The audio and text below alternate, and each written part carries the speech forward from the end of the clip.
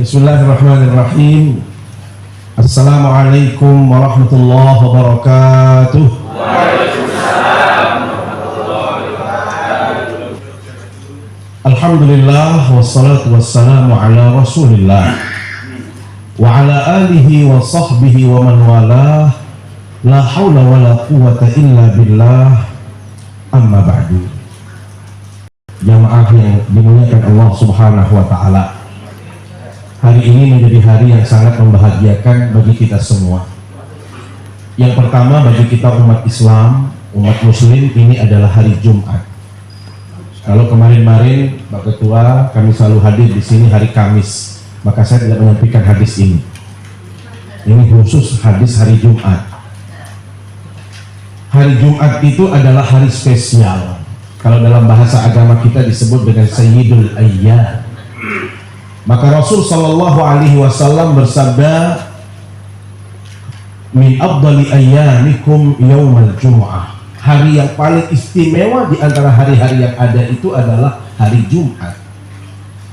Kenapa kata Rasul? Fihi khuliqa Adam. Hari Jumat Nabiullah Adam alaihi salam diciptakan oleh Allah Subhanahu wa taala. Wa fihi udkhilal jannah. Hari Jumat beliau dimasukkan ke dalam surga oleh Allah. Wa fihi ukhrija minha. Ternyata hari Jumat juga beliau dikeluarkan dari surga setelah melanggar larangan Allah Subhanahu wa taala. Yang perlu digarisbawahi Bapak Ibu adalah lanjutan hadisnya. Wala taqumus sa'atu illa fi yaumil jumu'ah. Dan tidak mungkin datang yang namanya hari kiamat kecuali di hari Jumat. Saya nggak tahu kalau Pak Sumantono ini lalu ternyata. Setelah tinggal di sini maksud saya. Jadi dalam tradisi masyarakat Lombok, masyarakat Sasak dulu, kami yang di Lombok ini, orang tua kami, sesepuh kami selalu berkata, nah ini hari Jumat, jangan bepergian dulu dah, jangan pergi bekerja dulu, jangan musafir, jangan naik pepohonan. Apa alasannya orang tua kita dulu? Nah, kalau naik pohon nanti kamu jatuh. Padahal yang namanya jatuh itu kan tergantung kita naik hari apa, kan begitu. Kalau naik hari Senin ya mungkin hari Jumat jatuhnya.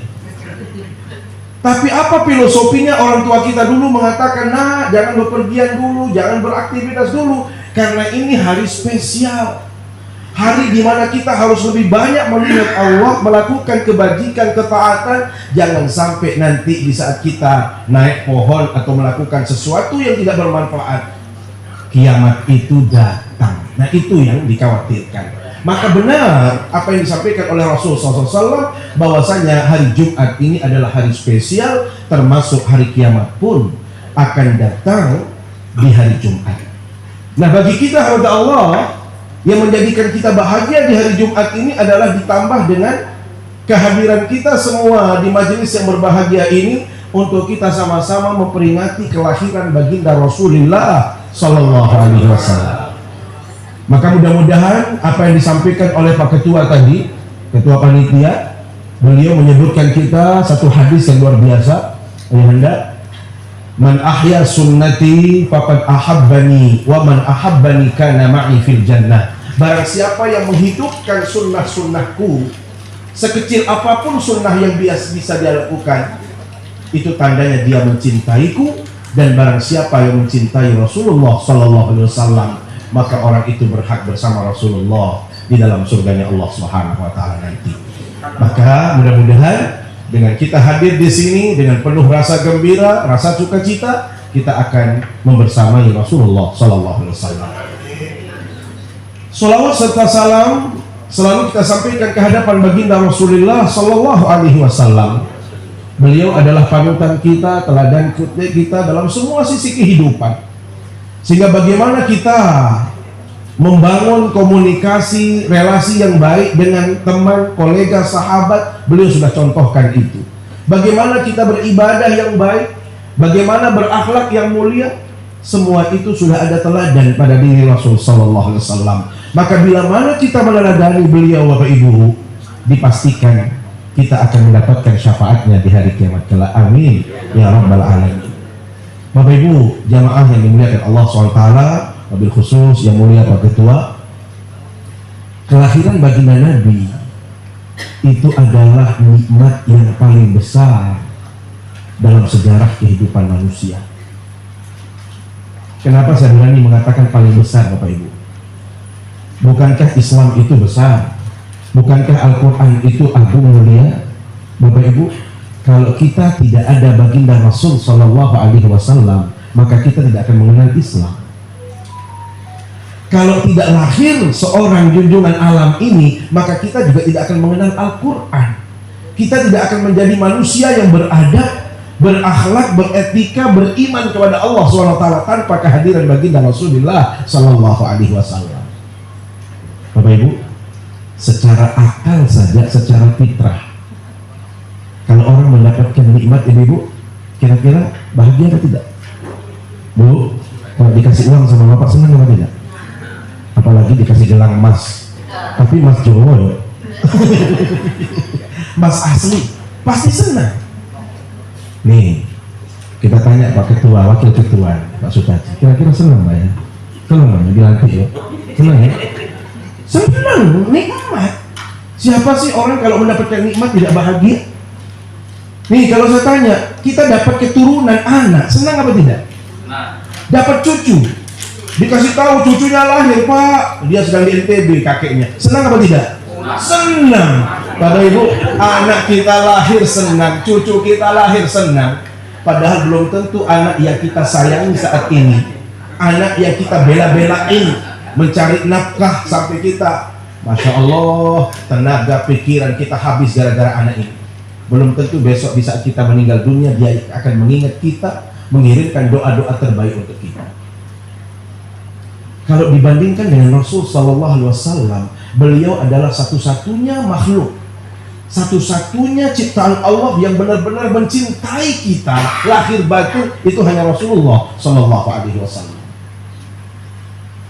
Makanya dalam Al-Quran disebutkan, Bapak Ibu, dalam surat At-Taubah ayat 128, laqad ja'akum rasulun min anfusikum azizun 'alaihi ma 'anittum, telah diutus seorang rasul dari kalangan kita. Maksudnya apa? Dari kalangan manusia. Beliau itu adalah datang dari bangsa manusia, bukan bangsa malaikat, apalagi bangsa yang lain. Tetapi beliau adalah manusia biasa, memiliki ibu, memiliki bapak, ada keluarga dan lain sebagainya. Tetapi yang membedakan adalah beliau mendapatkan prioritas dan keistimewaan langsung dari Allah Subhanahu wa Ta'ala. Maka Bapak Ibu dalam sabdanya beliau menegaskan, saya ini lahir dari keturunan orang baik-baik. Wulidtu min nikahin la min sifahin. Saya ini lahir dari keluarga yang baik-baik. Ibu saya dikenal, bapak saya dikenal melalui pernikahan. Kenapa? Karena orang Arab dulu, mohon maaf, tidak menghargai wanita. Bayangkan perempuan itu, kalau laki-laki mau, itu nggak perlu pakai jabatan tertentu, nggak jadi kepala PT juga. Kadang-kadang punya istri itu sampai 9. Nggak jadi kepala PT, ketua PT. Sudah begitu nanti kalau dia misalnya mohon maaf sudah merasa bosan, datang ke pasar khusus misalnya, sudah di situ barter, gonta ganti, kayak kita mau jual beli barang gitu, yuk mau tawar berapa yang saya punya. Nah ini kan sudah keterikut nih, turun diskon dikit deh. Lalu ini saya ya tukar sama yang agak bening ya, ya mungkin dapat bonus berapa kira-kira. Perilaku orang Arab seperti itu, Bapak Ibu. Ada yang dikenal dengan nikah istibdha. Perempuan, ini ada suami, Dek, saya ingin kamu itu punya keturunan dari itu, bapak yang itu. Kenapa? Dia orang terhormat, dia orang kaya. Sudah, kamu pergi ke sana layani dia. Ada kebanggaan kalau nanti istrinya melahirkan anak orang yang hebat tadi. Ada lagi seorang perempuan boleh melayani banyak orang.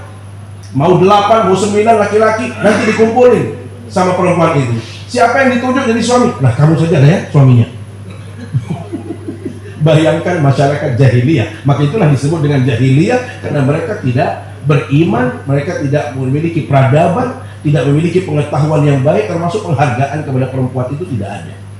Maka subhanallah, baginda Nabi disebutkan dalam Al-Quran, min anfusikum, lahir dari keturunan yang baik-baik, bapak ibu yang jelas, keturunan yang baik-baik. Itu bacaan kalau min anfusikum. Karena ayat ini dibaca dua, min anfasikum dengan baris atas dengan baris dhammah tadi. Kalau baris atas min anfasikum artinya dari kalangan orang yang terbaik di antara kalian. Jadi beliau itu pilihan terbaik, akhlaknya terbaik, ibadahnya terbaik, pribadinya terbaik, segala yang terbaik itu ada pada diri Rasul sallallahu alaihi wasallam. Kemudian apa mau tujuannya diutus oleh Allah SWT? Azizun alaihi ma'anittum.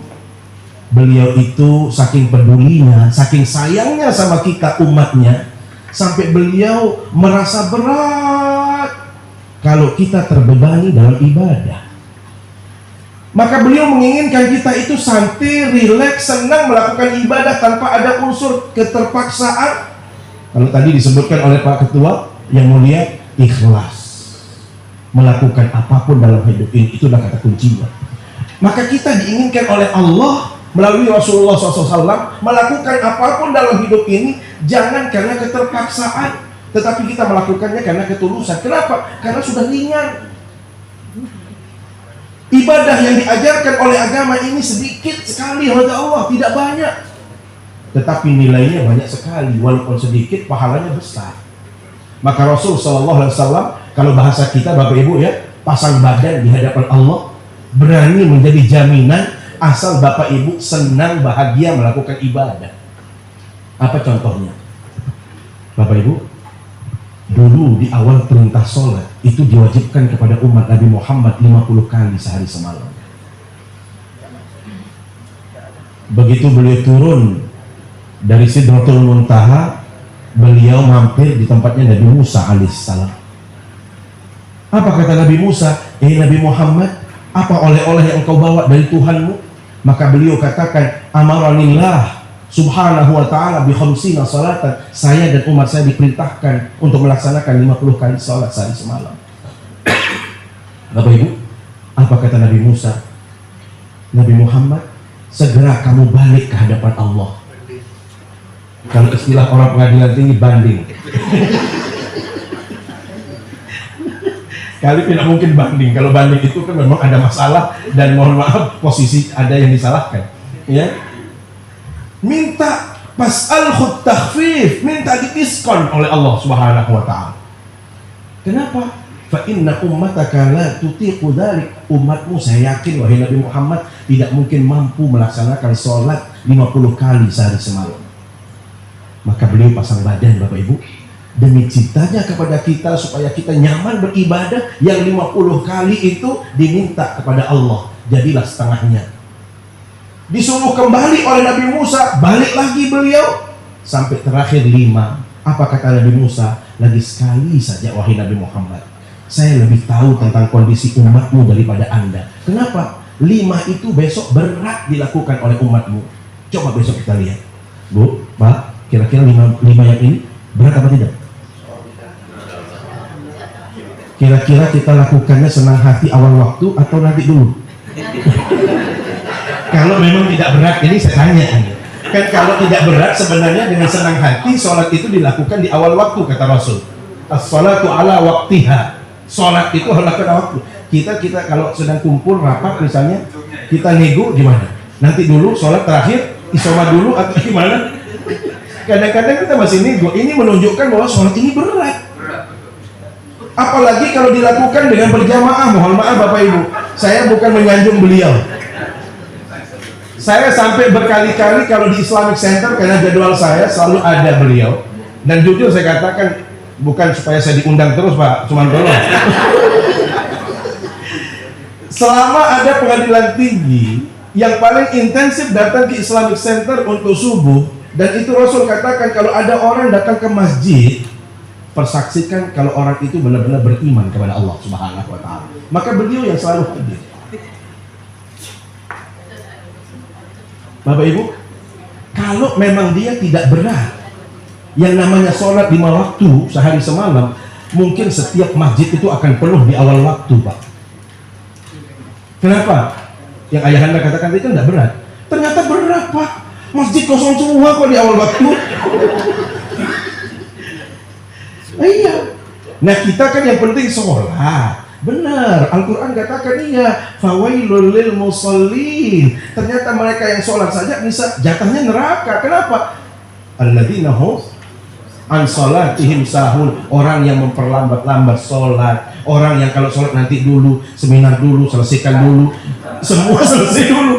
Kalau urusan sholat nanti dulu. Nah ini justru, mohon maaf, ancamannya neraka. Nabi Musa Bapak Ibu bersaksi, Muhammad SAW, saya jadi saksi, umatmu besok pasti banyak penawaran loh 5 waktu itu. Sekali lagi datang ke hadapan Tuhanmu, minta dikurangi, jangan 5. Apa kata Rasul? Fastahyaitu min Rabbi, saya malu menghadap terus. Biar sudah, kata Allah, walaupun 5 tapi pahalanya 50 kali sholat sehari semalam. Bapak Ibu, kenapa Nabi Musa sampai berpesan seperti itu? Karena Nabi Musa itu lebih pengalaman. Beliau itu diutus lebih dahulu oleh Allah, punya kaum tersendiri. Yang membedakan beliau dengan kita, kaum Nabi Musa, beliau itu diistimewakan, mohon maaf, usianya panjang-panjang. Bayangkan umat-umat terdahulu itu Bapak Ibu, ada yang 1000 tahun. Nabi Nuh berdakwahnya 950 tahun. Yang kalangan Nabi Musa itu 300-an tahun ke atas. Dibanding umat Nabi Muhammad, apa kata Rasul? A'maru ummati baina 60 ila 70. Umur umat saya, kata Rasul, itu kisarannya antara 60 sampai 70. Saya nggak tahu. Pakai keluar sudah berapa ini?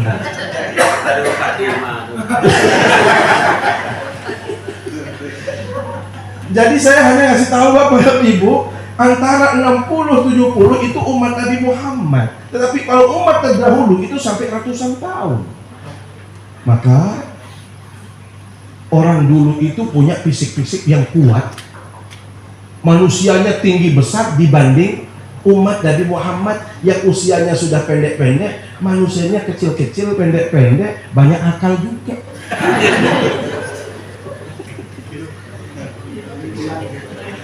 Iya. Makanya mohon maaf Bapak Tua, kalau saya lewat ke perkebunan gitu ya, saya melihat pohon-pohon yang tinggi, Bu, terutama kelapa yang tua-tua itu, yang tinggi-tinggi Pak Wakil, Pak Kepala, itu saya bilang, jangan-jangan ini bukan pohon kelapanya umat Nabi Muhammad, ini sisa-sisa pohon yang diberikan oleh Allah kepada umat terdahulu. Kenapa? Mereka fisiknya tinggi-tinggi, usianya panjang-panjang, sehingga kalau mereka mau kelapa muda, cukup berdiri saja mereka ambil, nggak perlu naik. Kalau umat Nabi Muhammad kan harus naik. Maka supaya nggak naik, diciptakan kelapa hibrida. Itulah kelapanya umat Nabi. Maksud tadi kita ya. Hadirin yang dimuliakan Allah Subhanahu wa taala. Ternyata Nabi Musa itu merasakan bagaimana beratnya orang melakukan ibadah. Maka subhanallah, Rasul sallallahu alaihi wasallam sebagai bentuk cintanya beliau kepada kita, beliau memberanikan diri menghadap Allah sehingga dikurangi yang tadinya 50 menjadi 5. Saya tidak bisa membayangkan, belum selesai mandi sudah azan lagi. Pas Usman baru pasang celana belum baju sudah sholat lagi. Kenapa? Karena 50 kali sebentar-bentar azan. Subhanallah, ternyata Rasul mencintai kita luar biasa, menyayangi kita sampai beliau berani pasang badan di hadapan Allah. Ini satu bukti kecintaan beliau. Yang kedua Bapak Ibu, ini masih dalam urusan sholat. Apa pesan baginda Nabi? Terutama kalau kita sholat berjamaah, bagaimana supaya makmum, imam, semua umat Islam itu merasa senang kalau sholat berjamaah. Beliau berpesan khusus kepada para imam. Imam, idza shalla ahadukum bin nas falyukhaffif. Imam, kalau sholat berjamaah jangan terlalu panjang-panjang ayatnya imam. Coba, sampai urusan sholat beliau berpesan supaya kita nyaman sholatnya. Maka imamnya yang ditegaskan oleh Rasul, imam jangan terlalu panjang-panjang. Kenapa? Fa inna fihi mudha'if was-saqim wal-kabir. Rata-rata makmum Anda itu besok itu bisa pertama itu biasanya pensiunan. Yang belum pensiun ya belum. Kalau sudah pensiunan biasanya kalau udah ketemu, alhamdulillah lah, baru pensiun, alhamdulillah, kita syukur. Ya, daripada sudah pensiun juga nggak berani ke masjid kan bahaya juga. Masih mending, Bu. Jadi subhanallah, di saat pertama di masjid manapun itu yang kita lihat rata-rata orang bermasalah semua, Pak.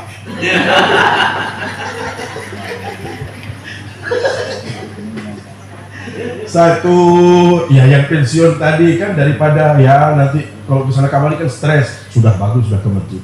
Itu kalau terlalu panjang ayatnya, Pak, mulai pusing dia. Aduh, lama banget. Belum lagi dengkulnya sudah keropos. Pinggang sudah mau copot. Ya Allah, imam, jangan terlalu panjang wahai imam. Kecuali kalau subuh itu memang sudah siap itu. Jadi beliau ini kalau saya yang jadi imam, beliau harus siap lama. Kenapa? Karena memang sunnahnya kalau pagi Jumat itu surat As-Sajadah. Makanya yang datang subuh itu orang pilihan, Pak. Kalau nggak pilihan nggak berani datang ya. Subhanallah, itulah pesan Rasul. Tetapi imam, kalau anda sholat sendiri, silahkan falyutil masya'a, mau 2 juz sekali imam, silahkan. Kenapa? Nggak ada orang yang akan dirugikan dengan anda. Tetapi kalau berjamaah melibatkan banyak orang, maka perhatikan kondisi daripada makmum. Subhanallah. Lihat, ini bentuk kasih sayang beliau dalam urusan sholat. Hari ini hari Jumat, ini terutama kami, ibu-ibu ya. Hari ini hari Jumat. Apa kata Rasul SAW? Tanda imam dan khatibnya itu berilmu, kata Rasul, kalau khutbahnya simpel-simpel, jangan terlalu panjang, sholatnya agak panjang sedikit. Nggak disuruh panjang, tapi agak panjang sedikit. Kenapa Bapak Ibu? Jumat itu dilakukan di siang hari, zuhur. Yang namanya zuhur, itu kita baru dibangunkan di rumah, baru selesai tidur, berangkat ke masjid, itu biasanya tidur lagi. Apalagi waktu yang paling nikmat untuk tidur adalah di saat khatib naik ke atas mimbar. Disitulah nikmat tidur yang tidak bisa dikalahkan dengan khatib bintang 5 sekalipun. Saya nggak tahu yang hakim-hakim ini pernah tidur atau tidak. Bayangkan kalau misalnya khatibnya panjang, sudah begitu mau pensiun lagi kan pakai kacamata, bola, Pak, suaranya lembut lagi. Wah, enak. Untuk tidur itu paling enak, Masya Allah. Sehingga Rasul SAW tidak menginginkan kita itu terbebani. Supaya kita dapat pahala yang banyak, maka imamnya yang dinasihati, khatibnya yang disuruh menyesuaikan dengan para makmumnya, jangan terlalu panjang. Makanya Rasul SAW punya konsep, mudah-mudahan bisa dihadirkan dalam kehidupan kita. Yassiru wala tu'assiru, permudah, jangan mempersulit. Saya nggak tahu di pengadilan itu, kalau bisa dipersulit jangan dipermudah.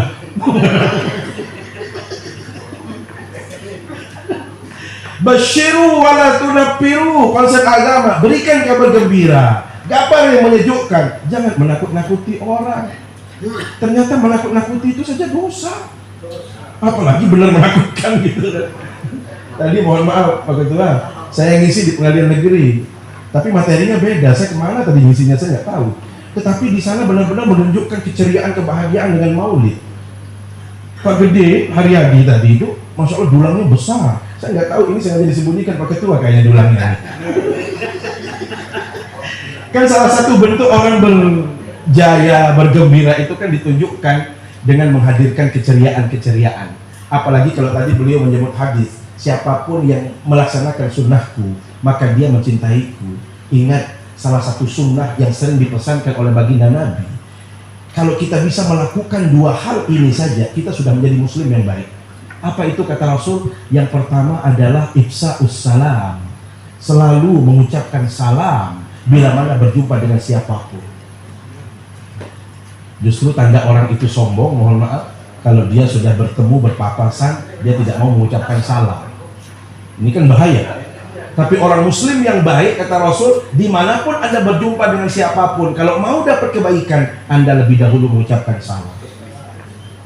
Nah ini kadang kita karena merasa tua, merasa lebih hebat, kadang-kadang nggak mau mengucapkan salam. Padahal salam ini sumber pahala Bapak Ibu. Saya teringat Rasul SAW dalam satu majelis seperti ini, ada salah seorang sahabat yang datang, saya mengucapkan assalamualaikum, Rasul menjawab waalaikumsalam, fajalasa, orang itu duduk, langsung beliau komentar, lihat orang tadi dapat 10 pahala. Selang beberapa saat ada orang yang datang kemudian, Assalamualaikum warahmatullah. Rasul menjawab, Waalaikumsalam warahmatullah. Fajalasa, orang itu duduk. Langsung Rasul berkomentar, lahu isyrun, orang ini dapat 20 pahala. Tiba-tiba datang orang yang ketiga, seraya mengucapkan Assalamualaikum warahmatullahi wabarakatuh. Beliau menjawab, langsung beliau mengomentari, lihat orang ini salasuna, dapat 30 pahala. Bayangkan, begitu mudah kita mendapatkan kebaikan dengan hanya mengucapkan salam. Tapi kadang-kadang kita lupa, atau kadang-kadang merasa lebih hebat sehingga tidak mau mengucapkan salam. Padahal salam ini sumber pahala yang luar biasa. Bahkan Rasul SAW katakan, la tadkhulul jannata hatta tu'minu, kita mustahil masuk surga semuanya kecuali kita beriman. Dan kita belum dikatakan beriman, kata Rasul, kalau kita belum saling mencintai satu sama lainnya.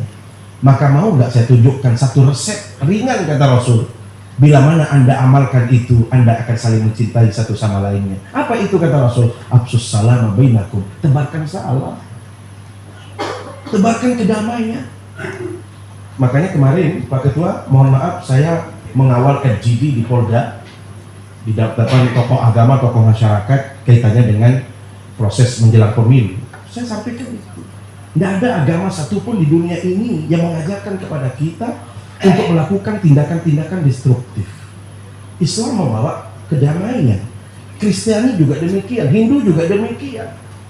Maka kalau kita tidak bisa menghadirkan nilai-nilai agama dalam kehidupan kita, walaupun itu kecil, maka sebenarnya kita belum beragama dalam hidup ini.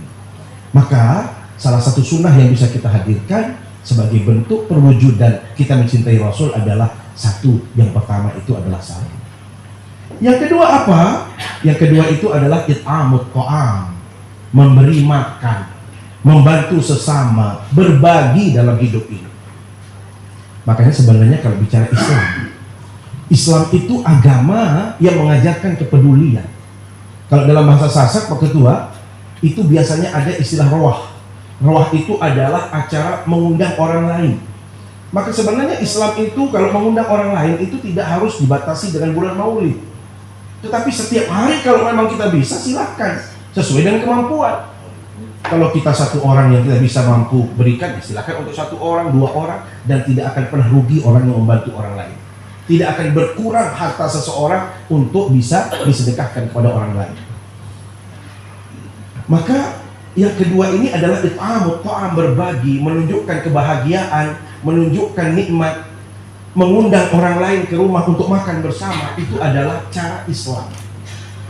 Makanya kalau mencari waktu nggak perlu harus pakai istilah harus bulan Maulid dulu. Orang Arab Lombok itu biasanya roah, ada yang roah harian, ada yang roah mingguan, ada yang roah jumatan, macam. Jadi ada istilahnya macam-macam kalau di Lombok ini. Dan inilah sebenarnya sunnah. Nah, orang kadang-kadang nggak memahami itu kalau itu perintah agama. Jadi kalau kita termasuk ini Pak Ketua, mungkin Maulid ini sudah disiapkan ini untuk rohnya kita ya. Dipastikan dulu ini supaya kita benar-benar nyunah. Katanya kita mau nyunah nih. Jangan sudah di awal tadi sudah mencoba-coba menggiring kita supaya nggak lagi-lagi terus.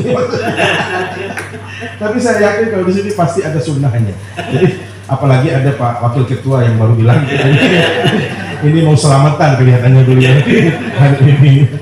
Masya Allah, inilah sunnah-sunnah. Jadi sekecil apapun sunnah itu, bila mana kita mampu hadirkan dalam kehidupan kita, maka inilah yang disebut dalam ucapan beliau tadi, orang ini mencintaiku dan siapapun yang mencintaiku, maka pasti dia akan bersamaku dalam surga. Terakhir, Bapak Ibu memuliakan Allah SWT, ada orang Arab Badui datang kepada baginda Nabi.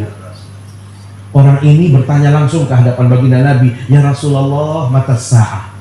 Ya Rasul, kapan datang hari kiamat? Coba, kira-kira di pengadilan tinggi ada yang berani? Pak Ketua berani nanya kapan hari kiamat? Siapa yang paling berani di sini?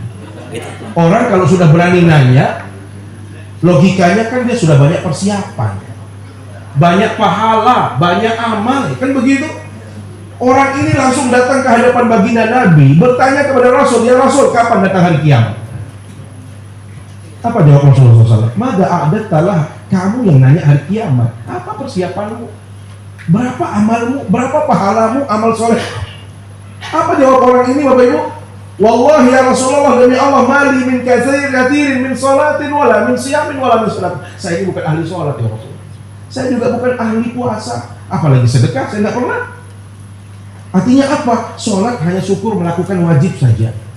Nggak pernah duha, nggak pernah tahajud, nggak pernah rawatib, nggak pernah yang namanya macam. Hanya syukur selesai wajib saja ya Rasul.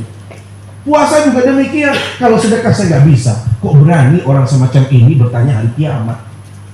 Maka jawaban orang ini apa? Saya hanya satu modal saya ya Rasul. Apa itu? Saya hanya cinta kepadamu. Saya hanya sayang kepadamu. Maka Rasul SAW langsung bersabda, Anta, kamu, mahaman ahbabta yawmal qiyamah, akan bersama orang yang engkau cintai di hari kiamat kelak.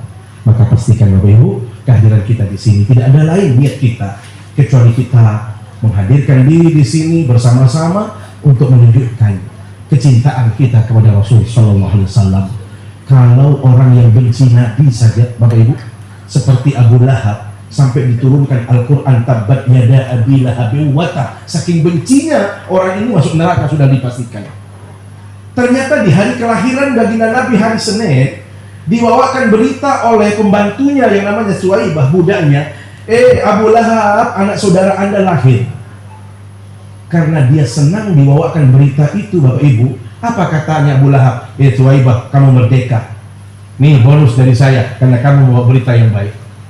Bapak Ibu, ternyata setelah meninggal dunia Abu Lahab, Abbas ibn Abdul Muttalib, saudara Abu Lahab, itu bermimpi berjumpa dalam mimpinya. Apa katanya? Saudaraku Abu Lahab, apa yang kurasakan di alam barzakh sana? Apa jawab Abu Lahab? Semenjak saya masuk ke kuburan ini, dari situlah azab Allah tidak berhenti-henti. Tidak pernah berhenti untuk saya diazab. Kenapa? Janji Allah, tabbat yada abi lahabin wa tab. Tapi beliau bersaksi, setiap hari Senin azab itu di-stop oleh Allah. Diangkat azab itu, diberhentikan oleh Allah. Kenapa? Karena hari itu dia senang bergembira dengan kelahiran baginda Rasulullah Sallallahu Alaihi Wasallam. Para ulama mengatakan kalau ada orang yang kafir benci kepada Nabi, hanya senang sehari dalam umur hidupnya, masih dapat kebaikan dari Rasulullah. Apa yang dengan kita yang setiap saat mencintai beliau, setiap tahun kita merayakan kelahiran beliau, dan kita mati dalam keadaan beriman kepada Allah Subhanahu wa taala. Maka mudah-mudahan apa yang kita hadirkan, apa yang kita lakukan, ini adalah wasilah kita untuk bisa bersama Rasulullah dan mendapatkan syafaat beliau di hari kiamat. Seperti demikian berikutnya yang dapat kami sampaikan. Terima kasih atas perhatian kita semua dan mohon maaf. Mari kita akhiri dengan bermunajat, berdoa kepada Allah Subhanahu wa taala. Bismillahirrahmanirrahim. Alhamdulillahirabbil alamin. Wassalatu wassalamu ala asyrofil anbiya'i wal mursalin wa ala alihi wa sahbihi ajma'in. Allahumma ja'al jam'ana hadha jam'an mubarakan marhuma wa tafarruqana ba'da hadha tafarruqan hasanan ma'suma wa la taj'al fina wa bainana shaqiyyan wa la mahruma. Allahumma arzuqna mutaba'atan nabi sallallahu alaihi wasallam qawlan wa fi'lan wa 'amala. Allahumma arzuqna syafa'ata sayyidina Muhammadin sallallahu alaihi wasallam yawm al-qiyamah.